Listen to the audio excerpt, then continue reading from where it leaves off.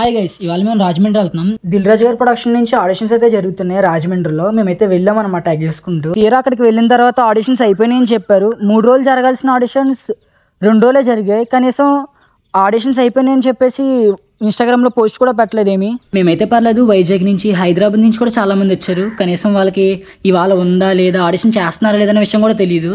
నీకెందుకయ్యా అంత మొండితనం? మొండితనం కాదు సార్, ఇక కోపబడి లాభం లేదని రాజమండ్రి వచ్చినందుకు ఏదో న్యాయం చేయాలి కదా, అందుకని చెప్పేసి రాజమండ్రిలో ఉన్న ఫేమస్ రోజ్ మిల్క్ సెంటర్కి అయితే వచ్చాం. ఇది 75 సంవత్సరాల నుంచి మెయింటైన్ చేస్తున్నారు. ఆవిడైతే రోజ్ మిల్క్, నేనేమో కోవా రోజ్ మిల్క్ తీసుకున్నాను అనమాట.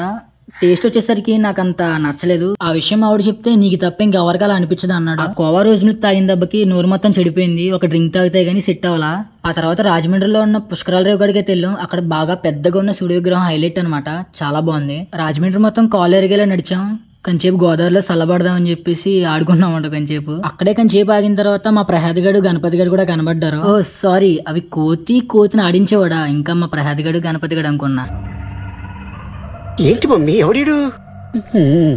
ఎంత పెద్ద బొక్క పడినా సిల్లిగా తీసుకుంటాడు జయంతి గడు. నేను ప్రతి చిన్నదాన్ని క్యాలిక్యులేట్ చేసుకుంటాను. ఆఖరికి ఆడిషన్ జరగకుండానే మేము రిజెక్ట్ అయ్యాం.